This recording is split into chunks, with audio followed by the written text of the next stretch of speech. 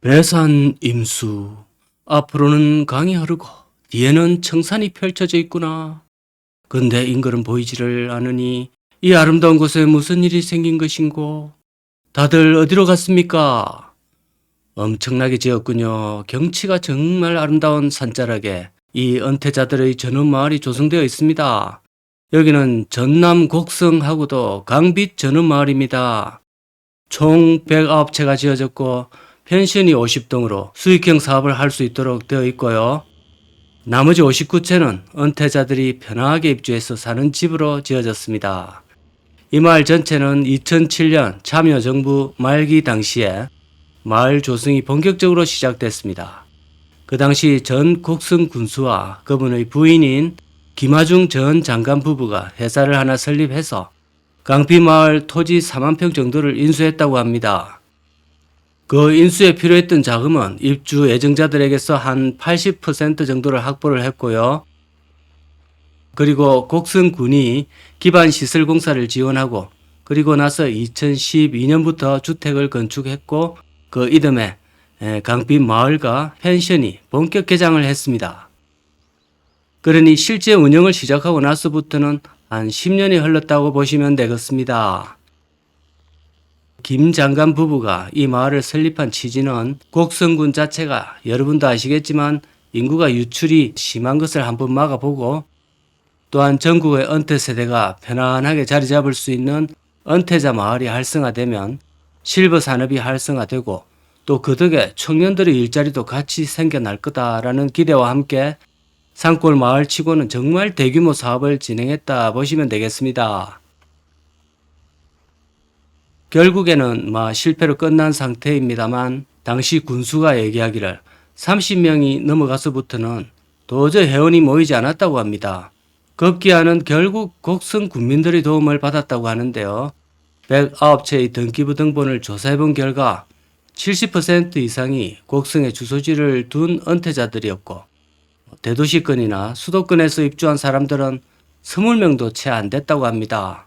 또 나머지는 주소도 파악이 안 되고요. 전체 4만 평의 부지에 주택 109동 그리고 가구당 30평으로 통일했었고 그 당시 여기 입주를 하려면 정부의 지원도 있었다고 합니다. 주택 구입비가 10년 전 기준으로 약 1억 9,500만 원이었는데 착공 전까지 9천만 원만 내면 잔금 중 4천만 원은 저리로 대출까지 지원해줬다고 하네요. 강빛 전원 마을이 대규모로 지어놓고 실패한 것도 문제가 되지만 마을을 조성하기 전에 특혜를 받았다는 식의 의혹도 제기되고 있습니다.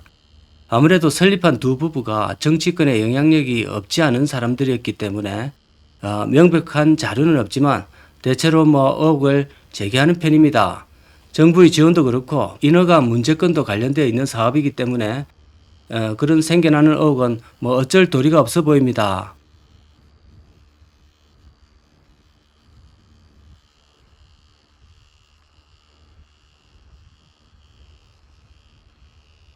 당사자들은 최근 3개월 전에 입장을 밝히기도 했습니다.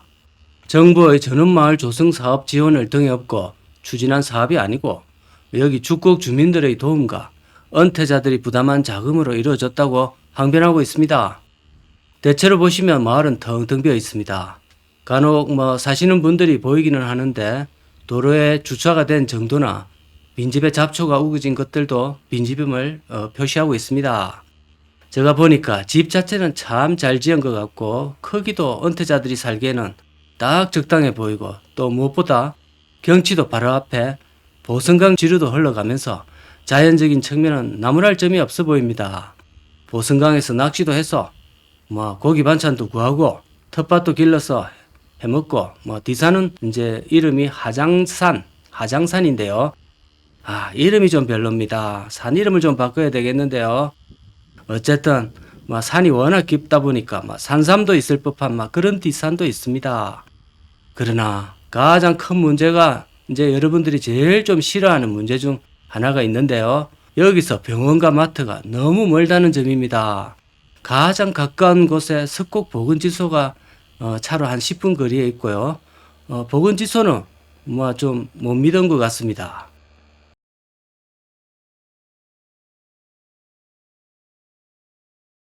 아무래도 여러분들은 좀 큰 종합병원을 원하시기 때문에 그것은 거의 뭐 남원까지 가셔야 됩니다. 거의 1시간 정도 걸린다고 보시면 되고요. 그러니 이 대목이 은퇴자들의 발목을 좀 잡고 또 다른 근본적인 문제도 좀 있다고 생각합니다. 그것은 이 전원주택은 가격이 오르지 않기 때문에 재산의 가치가 아파트에 비해서 보전이 안 될 수도 있고요. 또 나중에 거래가 여의치가 않게 될 확률이 높고 뭐 이렇게 자연 속에 살면서 일을 하지 않고 생활비를 감당할 수 있는 연금 수령자나 아니면 정말 부유층이 되어야 완전히 은퇴하여 입주할 수가 있는데 우리 한국이란 나라에서는 그 수가 절대적으로 좀 적습니다. 금액도 조금 부족하기에 여기에 세컨드 하우스 하나 더 장만해서 살기에는 부담스러운 것이 사실입니다. 그래도 강비 전원 마을이 수도권이나 경기도 쪽에 있었다면 이 정도로 상황이 안 좋아지지는 않았을 거라 봅니다. 여기가 지방 중에서도 확실한 오지다 보니까 지금에서야 얘기하자면 이 사업은 상당한 도박이었다고 보여집니다. 한국의 풍토 자체가 한때 전원주택 열풍이 불었다고 해도 이렇게 멀리까지 올 사람은 너무 적다는 점입니다. 근데 강발 저 같은 경우는 한 달 월세 한 10만원에서 20만원 정도만 내라고 한다면 제가 여기 이사할 용의가 있습니다. 와서 이 주변으로 영상을 종종 올려드리면 뭐 생활은 그럭저럭 할 수 있으니까요.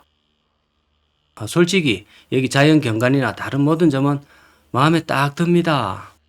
자, 이곳은 산피촌 부지계획도인데 기존의 집들 109동이 너무 잘 팔려서 부족해지면 여기를 좀 더 지을 계획이었던 모양인데 근데 텁하기만 해놓고 더 이상 안 되고 막 이렇게 방치되고 있습니다.